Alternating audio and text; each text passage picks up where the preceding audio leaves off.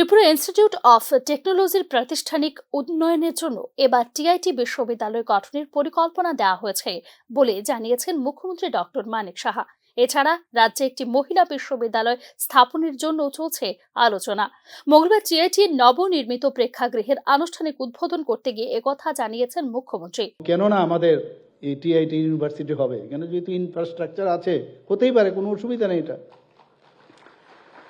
এবং you should take the lead, যেহেতু এটা আমাদের নিজেদের এনআইটি আছে, কিন্তু এটা হতেই পারে। আমরা নিশ্চয়ই কথাবার্তা বলবো।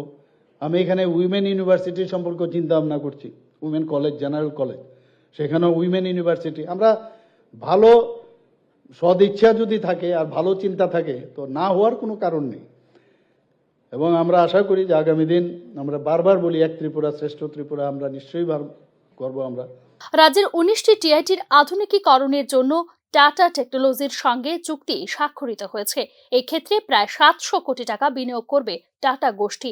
এছাড়া টিআইটি থেকে প্রতি বছর 5,000 ছাত্রকে গ্রহণ করবে টাটা গোষ্ঠী বলে এদিন জানিয়েছেন মুখ্যমন্ত্রী। টাটা টেকনোলজির সাথে আমরা মৌ করলাম। সেই মৌতে এই যে 19 আইটি আছে, আইটিআই, তাকে মডার্নাইজ করবে। আগের যে মেকানিক্যাল সিস্টেমে সমস্ত ওইখানকার ট্রেনিং দেওয়া হতো, এখন কম্পিউটার বেসড সমস্ত যে টেকনোলজি, মেশিনারিজ, সেগুলো বেরিয়ে চলে এসছে এখানে। 3D প্রিন্টিং থেকে আরম্ভ করে এভরিথিং মডার্নাইজ সমস্ত টেকনোলজি।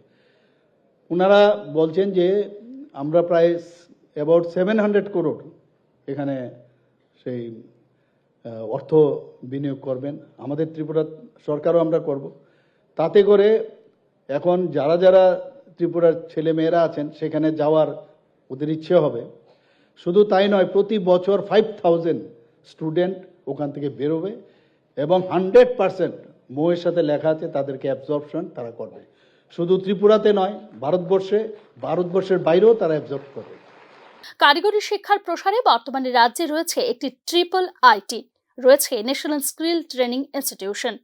এছাড়া স্টার্টআপের উপর প্রশিক্ষণের জন্য রয়েছে আইটি ভবন। ত্রিপুরাতে বর্তমানে শান্তি প্রতিস্থাপিত হওয়ার কারণে বিনিয়োগকারীরা রাজ্যে আসছেন বলে এদিন জানিয়েছেন মুখ্যমন্ত্রী doctor Manik Saha. Bureau report, news নাও।